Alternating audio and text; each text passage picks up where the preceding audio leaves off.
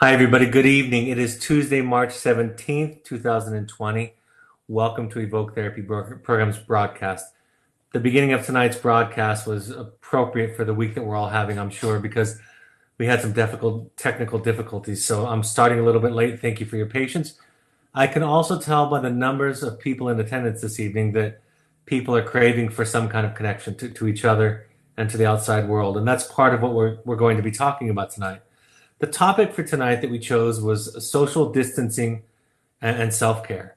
And hopefully, not too long from now, somebody will come across this broadcast and not even think about it or have it ring so clearly for them about what we mean by social distancing, because that's a phrase that's really new for most of us in our lexicon. It's not something we've talked about.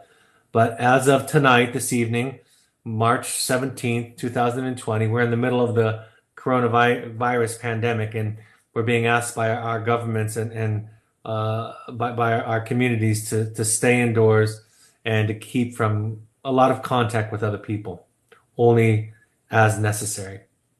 So I want to talk about self-care tonight. And the first thing that I want to say is, especially in this time, I think it's important that we understand that self-care can look different for a lot of people.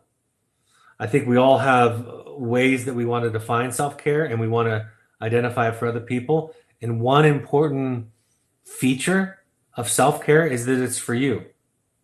It matches what you need, and nobody else gets to define it. So I'm going to talk about some examples, some ideas, some principles involved in self-care and how it relates to social distancing. I think what's coming up for a lot of us, and if you're watching the news at all or talking to people, you know this to be true, is that there's a tremendous amount of anxiety and fear. This is unknown. We've had other pandemics before. We've had even world wars before, but never have we had the kind of information, which includes, in this case, a lot of misinformation. Never have we had the kind of information spread that we have today combined with this kind of a situation. We get so much comfort in with our pain in connection to other people, right? As a therapist, sometimes the only thing that I can offer to my clients as they're experiencing genuine grief and pain and hurt and sadness is that connection. And this particular situation that we're in asks us to separate. So I think our attempt to bring some of the tools online, we do this every week anyway for our clients, but we're going to be doing this every day this week, is to try to create some kind of connection with each other and for each other. I'll announce that at the end, but over the next few days, even during the day, we're going to be having some broadcasts, and some of that's going to be where people could just share, anonymously, of course, but share what's going on for them, ask questions. The difficulty with the kind of fear that we're experiencing is fear is a physical response to a threat, right? It's our brain telling us that we need to move or take action in some way, right? The brain triggers our adrenaline. It triggers epinephrine to be released into the system, which this is the same as adrenaline. And that adrenaline gives us energy, sends blood to the muscles so that we can move and respond to the perceived threat. But in the situation where we're exposed to chronic, moderate levels of stress with not a lot of physical outlets, that increase in chemicals in our body and the cortisol response, the stress response in our bodies, can start to affect our our cardiac system, our vascular system. Our blood pressure can go up. And also, unfortunately, especially in light of this pandemic, stress can start to limit the immune system's ability to react to potential threats, to potential disease, bacteria, or viruses. So it's critical that we figure out ways to moderate the stress that we're experiencing. And especially because we have limited outlets, because so much of us, there's a lot of us that are either having to change our work dramatically or maybe even not work. And as some of you know, sometimes in moments of stress or tragedy, work is a safe outlet. I know for me, I had to do some work today, a project that I was working on. And for me, for about 4.5 hours, I was free of the stress of the coronavirus because I was working on a project that I was working on by myself where I was so focused. And I don't think all of us have that. So let's talk about some things that we can do to respond to this buildup and even to reverse the buildup of the chemicals in our body that are the result of stress and fear and anxiety. First of all, the news and the news media can be difficult. We need to keep informed. That's important. But there are so many voices, too many voices perhaps. And with that is coming a lot of conflicting information and misinformation. And everybody has a solution. Somebody that works on my PR asked me yesterday for a blog that talked about how to deal with social distancing and the stress that we're all experiencing. And as I found myself writing this blog, I found myself very uninspired because literally there were dozens of blogs just like it already up by mid-morning. Everybody having an answer, a solution to the fix for the dilemma that we're all in. And so I abandoned the blog actually and told my PR people, I said, I don't feel really inspired. I think there's the news media, social media is already flooded with this kind of information. And she came back to me and she said, well, I don't want you to write a standard blog or article, op-ed on this piece. I want you to talk about the spiritual and emotional aspects of what we're all experiencing. So then when I felt that there was a need, then I went back to it and felt like I had something unique to contribute. So we have to feel like we have meaning. Even during this webinar tonight, frankly, I didn't know how many people were going to show up. And at first I thought, maybe this isn't necessary. I don't want to insert myself into the public without the need. Somebody shared with me today that they thought that their best contribution would be to stand by with something they called passive positivity, which means keeping a positive attitude but not contributing to the noise that's out there. I shared this story. For years now, working as a wilderness therapist with group sizes on average of 8 to 9, there would every once in a while come into the group a child, a young adult, a young adolescent male in my case, who was by far the lowest functioning member of the group. He was always pushing everybody's buttons. He was always a drag on the group's energy. We couldn't get things accomplished. He was really frustrating and upsetting to everybody. And the rest of the group was split in their response. Half of the group wanted to bully and punish him for his effect on the group. The other half of the group was trying to be helpful and offer suggestions and fixes and ideas to help him. And as I watched this happen again and again over the years, I noticed that there were some students that just sat by quietly, who recognized that there were plenty of people there to help, including the staff and myself, and that their best contribution was not to add to the noise. So part of what happens in situations where there's a lot of anxiety, some of the noise out there is really our anxiety.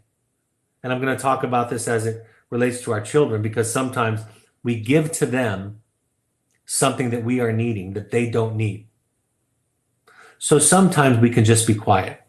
Sometimes we can just sit by positive with a positive state of mind without contributing to the noise and find out where we can be happy, but not inserting ourselves into situations where it's really just our anxiety that's speaking.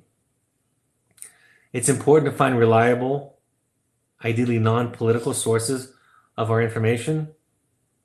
The World Health Organization, the CDC, NPR, those are some good sources where we can get some reliable information if that's our goal. But there's something about fear that's interesting. It is intoxicating. Fear is like a drug. You know, sometimes we criticize our political leaders or even the media. Right? We criticize them for who they are and what they're doing to our society. But really, our media and our political leaders are just a symptom of what's going on in society. There's an old adage in media that says if it bleeds, it leads, right? That panic and fear, drama is what sells. So what comes on our TV screen is really just a symptom of our society. So part of what we can do to contribute to the antidote to this intense, panicky feeling of fear is not attend to it, right? Shift our focus, shift our gaze. So keep up, be informed, but be intentional about the sources of information, where you get your information. I came up with this idea about something I'm calling social media distancing. Maybe social media distancing is one of the more important practices for our mental health during this pandemic. Maybe taking time away from social media is just what the doctor ordered. Now, again, one of the challenges that we're uniquely in is that we have more time on our hands at home, more time to gaze on our devices, which at times, for many of us, can be an escape. But when our devices are flooded with public anxiety, fear, and panic, it ceases to become an escape. So putting away the phones, replacing them with other activities, which I'll talk about, can be a helpful process. But again, it's with the intention of quieting this wave of fear and anxiety that's sweeping over all of us. The most difficult part of this is to find sources of support, sources of self-care, when we all have limited resources. We can't go out to the movie. We can't go see a Broadway show. We can't watch our sporting events. Our live TV is limited in many cases. We can't go out to eat. And so all of a sudden, so many of the things that so many of us rely on for healthy distractions are unavailable to us. So let's talk about, and some of these fall under that list of suggestions that are out there. But I want to talk about again at the end about the spiritual component.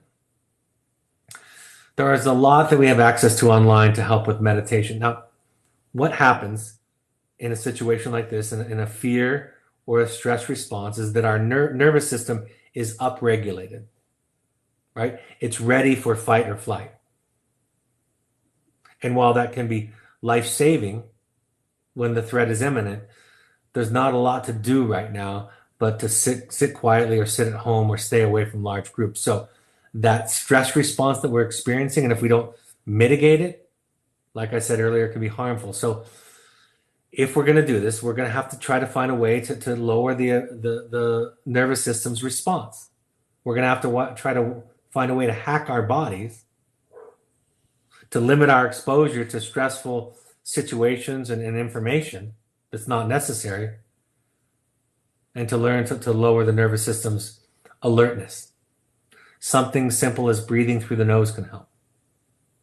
Taking an online meditation class, right? There are plenty out there. There are apps on your phone. Breathing exercises, they trick the mind into thinking that you're in a state of calm instead of a state of panic. So taking online yoga or other mindfulness classes or lessons can be an important part, but it has to be intentional. You know the hardest part of it? And I think this is true for a lot of us. We are so capable of responding to crises, of fixing them. And part of the resource that all of us use to fix a crisis is information, right? We set our mind to it, almost obsessively, gathering information. And with that mind that we have that allows us to solve problems and the tremendous amount of information, we think we're going to solve it. That's what was happening for me for the first couple of days. I was watching and reading everything that I could, thinking there's got to be something in here that's going to give me hope, some bit of information where I or we are going to find the cure to this problem. And what I realized after a couple of days is this is not going to work for me. My blood pressure, my stress, my cortisol level, my sleep, all of those things are going to actually threaten my safety more than present themselves to me in the form of a solution. So we have to shift. We have to shift from the more normal mindset that there's something that we can fix with this. We can set ourselves to small projects, which I'll talk about, like what I was doing today was voice recording my new book. We can set ourselves to small projects like that, where we can accomplish something. But when you focus on something that you cannot control ultimately, that you have a very limited amount of control over, you're going to experience overwhelming waves of stress and anxiety. Downloading a meditation app and begin a practice of meditation. Over the next couple of days, I'm going to start off each of the broadcasts with some simple breathing for 5 or 6 minutes. Like I said, anxiety is your nervous system on high alert, and some simple tools may help you to reduce the damaging and exhausting impact of chronic stress. Read a book, right? Find a project, something that you've been procrastinating. There's this thing that I've been working on for the past few years, and I keep putting it on the back burner, but I'm going to pick it up this week, and that is, I decided this morning I'm going to finish my novel. Writing a novel is a much more, for me, exhaustive process than the self-help books that I've written or the blogs that I've written in the last couple of days, which I've written a couple of, right? It takes a lot of patience.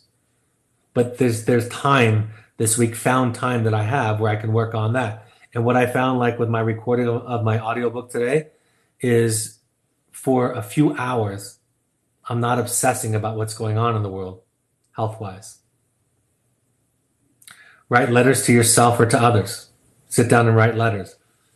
Journaling, if you're only writing to yourself, is like having a discussion with yourself, and it can be helpful to record your feelings. Part of, like I said, part of the limitation of resources that we all have right now is that social connection. You're not going to go out and spend time with friends or groups of friends that you might have done in the past. So journaling can be a way to begin to have a conversation with yourself, to record it. You can use exercise. The reason that they so strongly encourage exercise and a walk outside, I have an open window just to my right where I'm watching family after family walk by in the open air, walk around our block. Exercise is critical because it burns up the fuel that your brain is telling your glands, your adrenal glands, to produce to respond to the threat. So I would say it's imperative to move your body, to exercise. You can do it using, again, online or streaming services. It can be jogging. It can be anything that burns those calories, that burns up that energy. Exercising outdoors, away from other people, can be helpful and soothing to the nervous system. One of the experiments that they actually cite when talking about wilderness therapy is during the turn of the 20th century, from 1918 to 1920, when there was the Spanish flu outbreak, which was tremendously deadly, is that they took a lot of the patients and put them outside. And they noticed immediately when the patients were outside that their moods were elevated, their hope was elevated, and many of them saw a dramatic improvement in their physical well-being.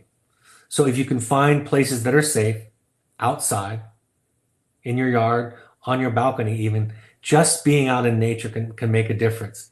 And of course, we have decades of research since then to talk about what outdoors does for mindfulness, what outdoors does to help regulate the nervous system, what outdoor exposure does in wilderness therapy.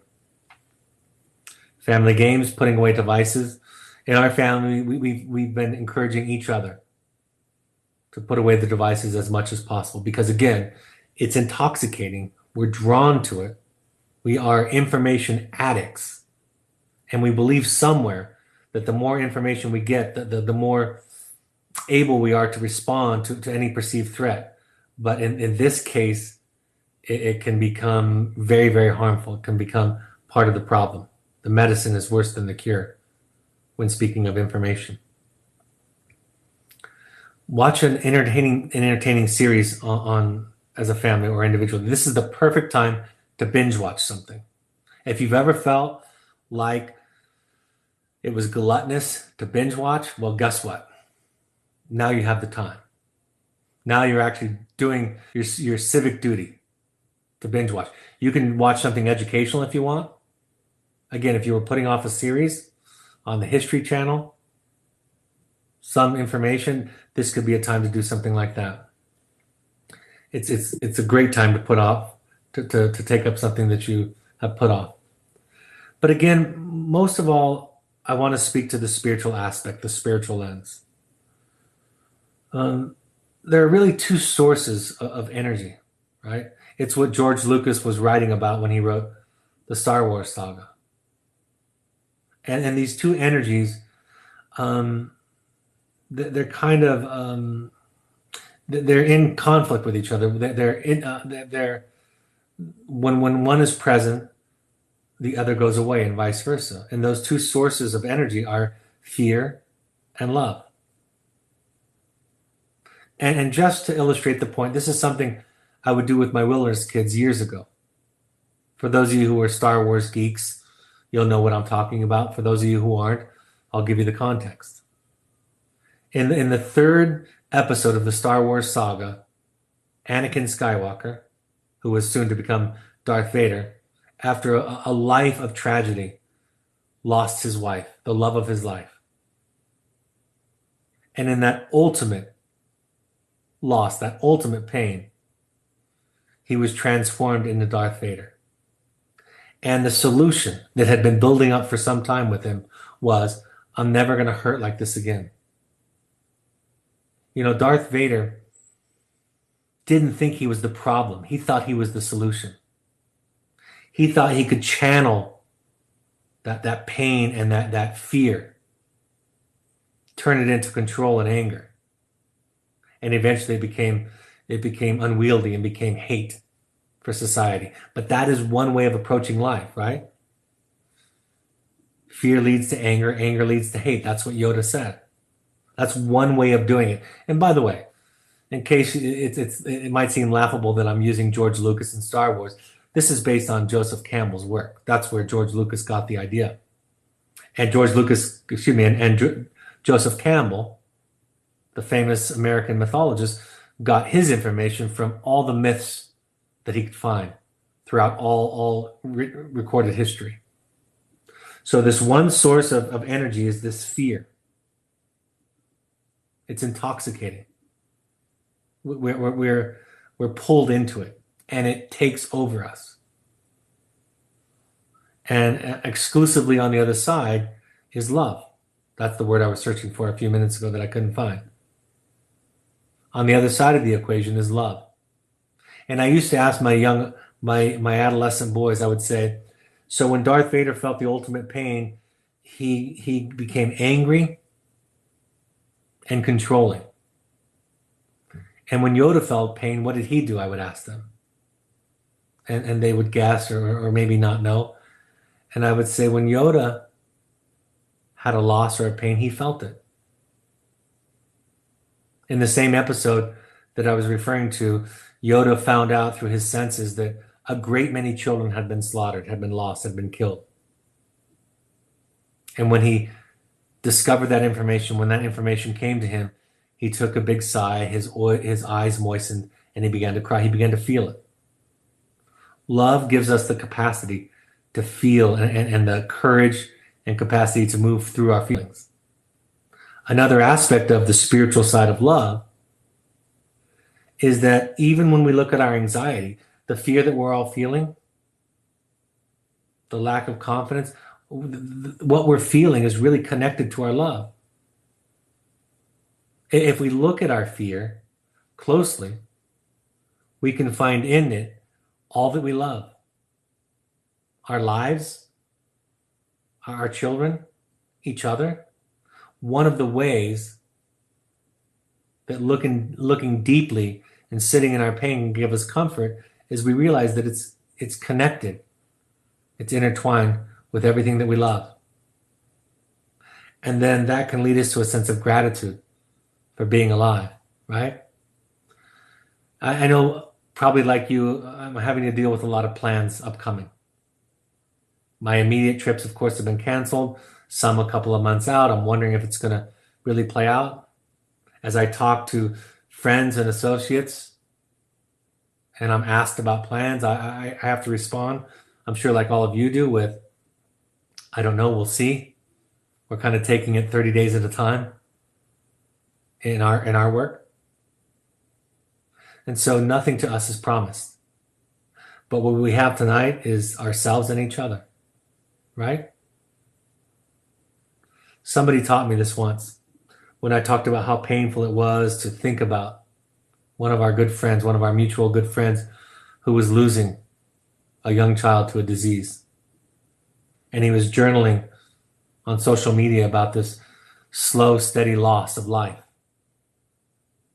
And I said to the mutual friend, I said, I can only look at it a little bit at a time. And my wise friend said to me, but it's beautiful, because the pain that you feel is because of the love that you feel, and it means that you're still alive. So one thing that we all share tonight is that we're alive. Right? The pain, the sadness, the fear even, it means that we're alive if we can feel those things. It means that we care and that we love. I appreciate this format tonight to be able to connect to you, to talk to you, because as I've been writing and being asked to write things, and I was asked by my team to do this once a day over the next 4 days at least, didn't know if people wanted it or needed it. It gave me purpose. It gave me connection to you. Even when I was reading my book, I read it for about 4 hours today, give or take. And when I was reading my book to a computer with a producer, I was thinking, I have something that I'm giving. So finding meaning, find a project, finding something you can do can be helpful. And sometimes, like I said, that can just be entertainment. So what are the take-homes for me? Information which sometimes gives us a sense of control right now can be leading to anxiety. So we may have to treat information differently than we do in our typical everyday lives. And that will have to be a conscious decision. We will have to resist the urge, the feel, the gravitational pull that more information is going to save us. We need to be updated. We need to keep ourselves informed, but we need to realize where we cross that threshold in an area where it's just causing us more pain and anxiety.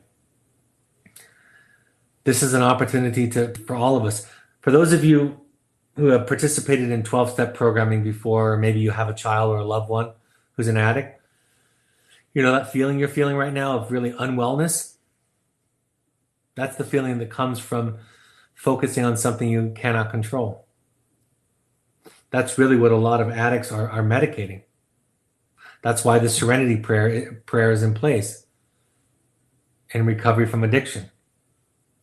God, grant me the serenity to accept the things I cannot change, the courage to change the things I can, and the wisdom to know the difference. Isn't that a perfect prayer or meditation? A perfect prayer or meditation for our lives today. Grant me the serenity to accept the things I cannot change, the courage to change the things I can, and the wisdom to know the difference. If we could repeat that over and over again, just like people who are in recovery for addiction or codependency, we might find the same peace that they find from that practice. And again, it gives you some empathy for your child. If you have a child with us, or you have a child that's struggling, this is what they feel like. And things like drugs do a fantastic job in the short term to erase those feelings. If we can learn the spiritual journey that we're all on, and learn to connect to the love that is beneath the fear, beneath the things that we care about, that we feel threatened, we can have some comfort in that. Learn to define self-care for yourself. I almost didn't include the list, like I said. There are so many lists out there. And this is not going to just come to you. You're going to have to make some conscious choices about what self-care is for you to mitigate the stress that's presenting itself to all of us. Find ways to connect. If you want to join us each day, you're welcome to. Find ways to connect online. Find ways to connect to people that you love, that you care about. One of the things I'm doing right now is I'm doing some FaceTime calls with some clients this week so that there's more of a connection for them. Find a project, right? Find something that you have control over, something worthwhile, whatever it is. It could be something like a craft, or it could be something like I was describing the book that I've put on the shelf for years. the work that I was able to do with reading my audiobook today. Find a project. The 2 blogs that I wrote yesterday. Find projects, and you'll get some relief, which we need it. We need healthy release. Find a book. I have a couple of suggestions if you want them, but find a book to read. Take the opportunity with the found time that you have to do something you've been putting off.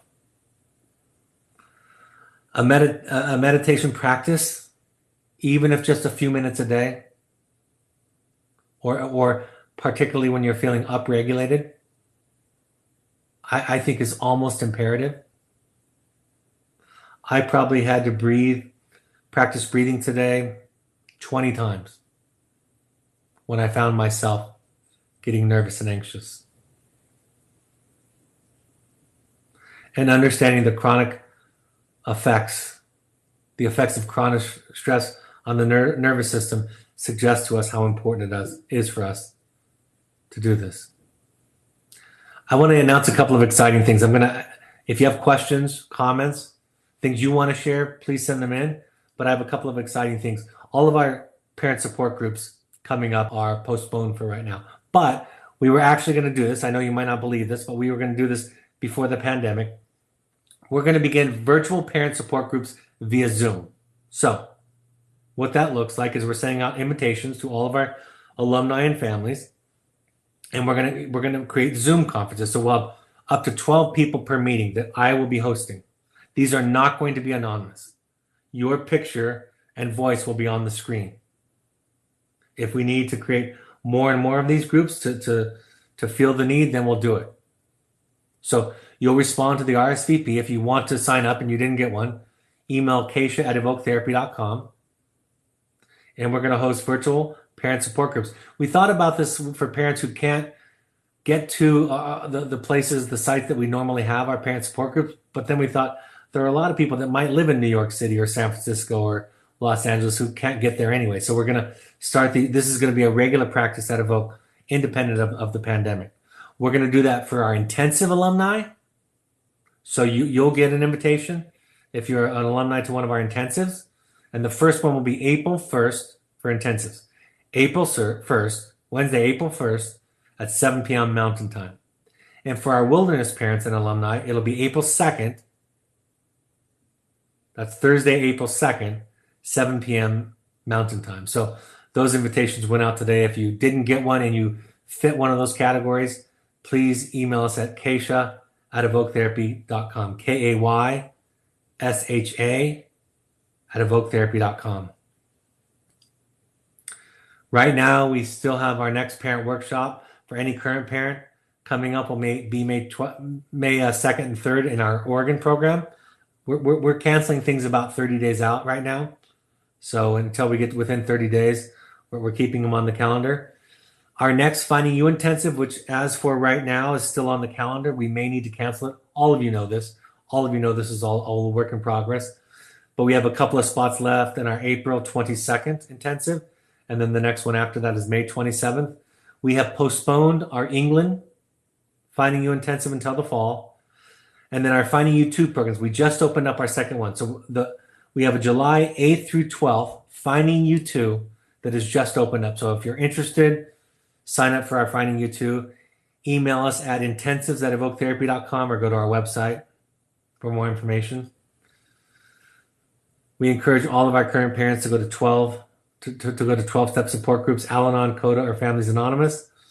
You can also go to refugerecovery.org, or the National Alliance on Mental Illness has classes, information, resources in your local areas. Of course, practice safe social distancing for the time being. I saw one online meeting today where people were in a large auditorium sitting apart from each other.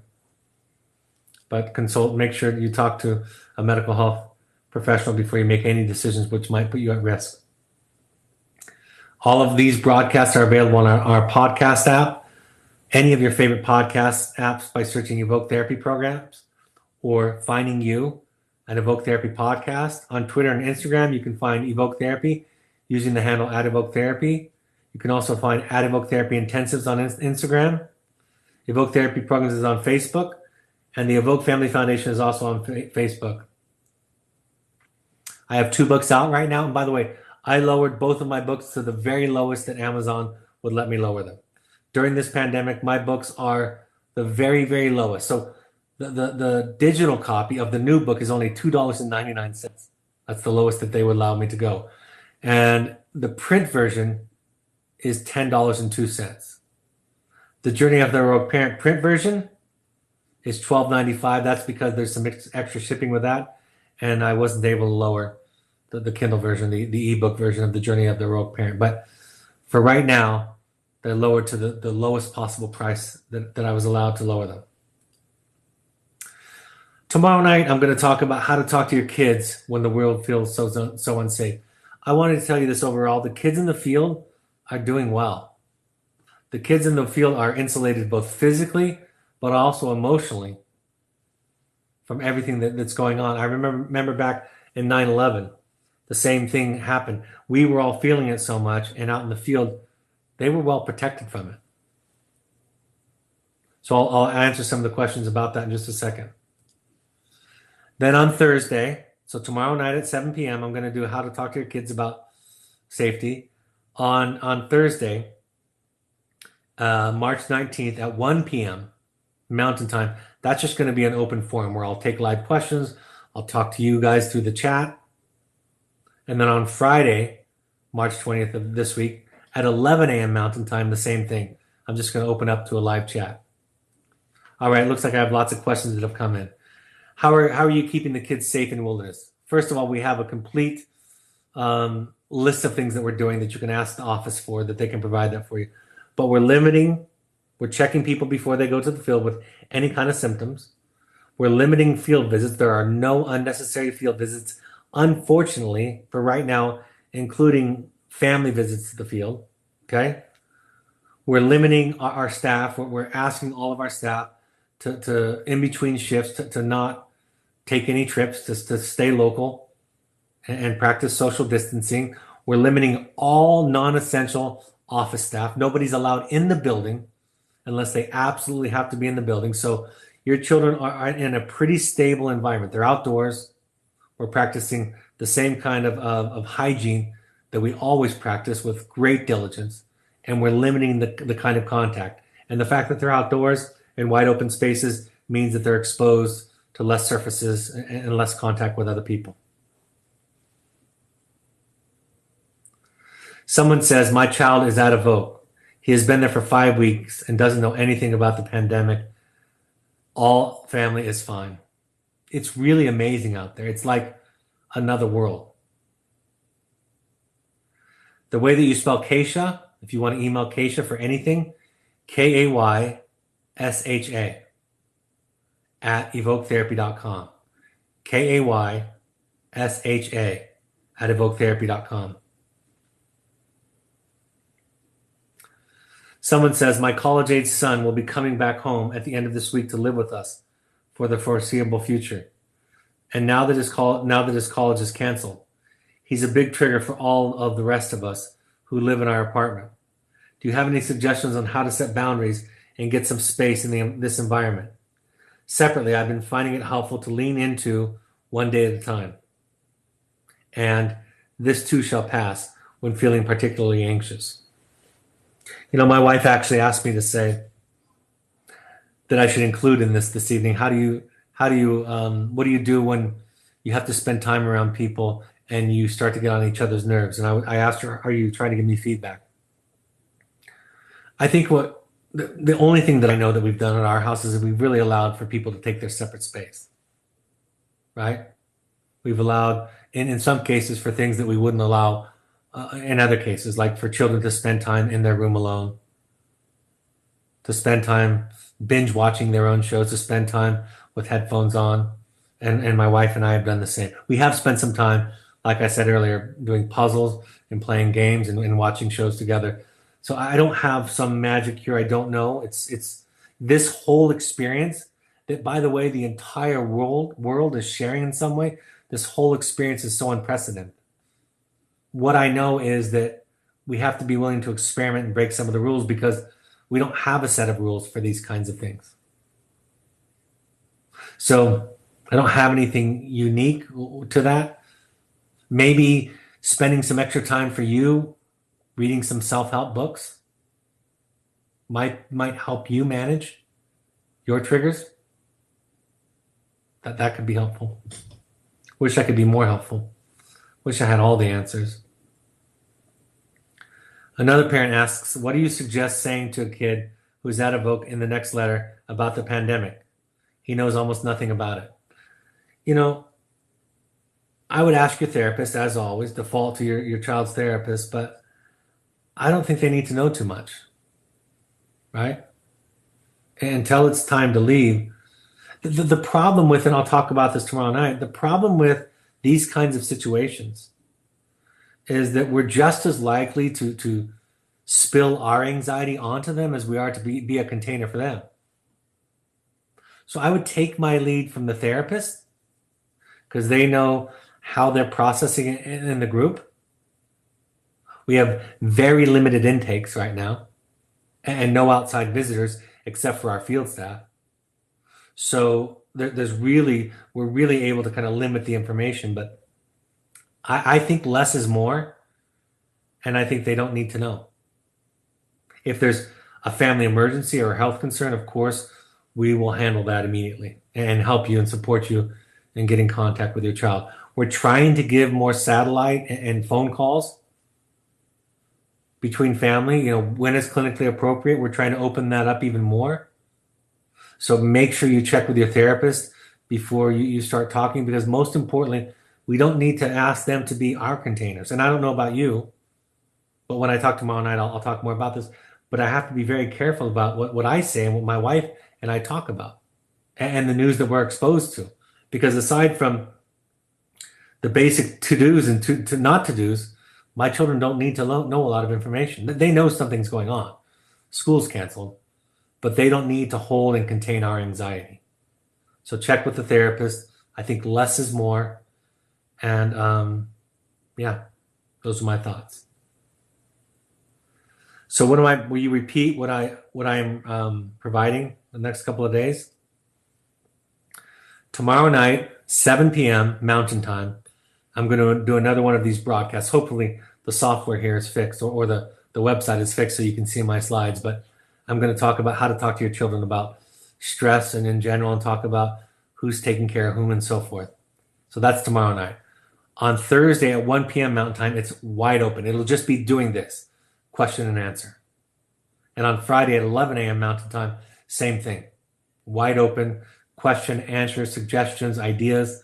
I'm just going to be hosting something anonymously.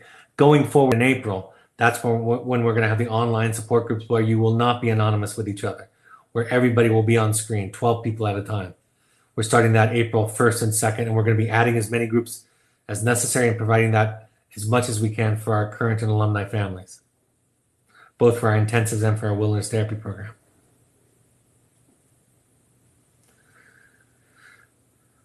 I live alone and spend a lot of time working alone normally.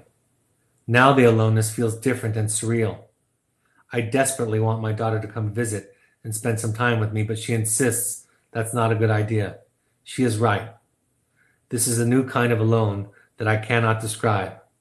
Can you comment or give some language to that feeling?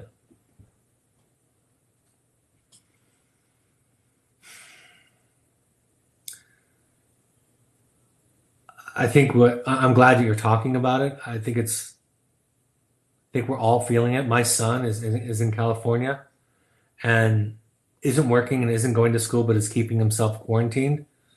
And if he was in school, I wouldn't feel any different. But my wife was saying tonight, she just wishes he was home, right? I think it's comfort to us, right? I think we're asking for comfort, which is normal, is human. And I think the people that give us the greatest comfort are the people that we love the most. And so even though we might not be seeing them otherwise, or we might be seeing them and we do spend a lot of time alone, I think we're looking for comfort. And I see your name, I know who you are, and it's good to see you.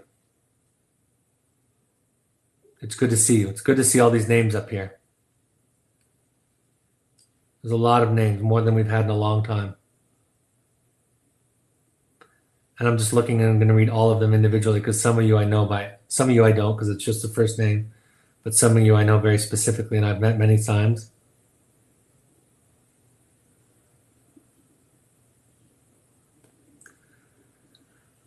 I'm trying not to touch my face. It's good to see you. Thanks for joining us tonight. Somebody says, that's exactly how I am feeling. A new kind of alone. My spirit is definitely not myself. Someone else says, good to see you too. Stay healthy.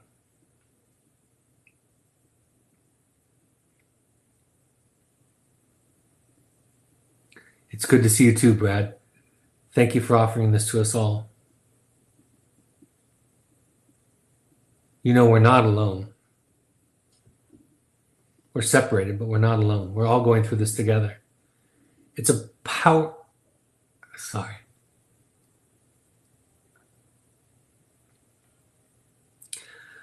It's a powerful thing to think that the whole world is sharing this right now. It's a powerful thing to realize that there's nothing that we can do about a lot of this except for what all of us are doing, which is staying home.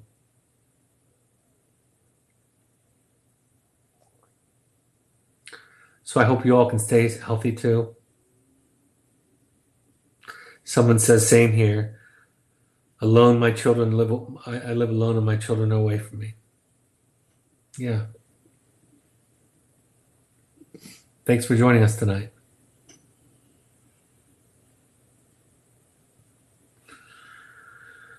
Thanks for being here. And if you want to join us over the next few days, I'll get to see you then too. I'm open to anything, by the way, any ideas, even opening up some Zoom conference chats. Some of you have attended intensives or you know each other. If we want to set up some online support groups to get together, maybe we have a New York group, an LA group, maybe we set up some city groups. I'm open to any suggestion. I would like to help where I can. It helps me to help. So if there's anything that we can do, that I can do here, please don't hesitate to reach out and give suggestions or ask for things. You can email me, any of you, at brad@evoketherapy.com. Someone says, I love you. Someone says, I'd love to have a SoCal group using Zoom. Someone says it helps me too. Well, I think that's all I have for this evening. So sorry for the technical difficulties. Hopefully this will be set up. And maybe I'll see some of you over the next few days. And if not, take care. If there's anything you want or need that you think we can do, please email us and we'll do our best to help. Someone says it was better without slides. I'll keep that in mind. Thank you, Brad. Thank you, Brad. Bless you in the work that you do. Someone said LOL. First time attendee. Thank you, Brad. Thank you, Brad. Someone said, so great to see you in action. It's great to be seen in action. Take care, folks. Have a great evening. Hope this is helpful. See you the rest of the week if you want to join us. Love you all. Stay safe. Bye-bye.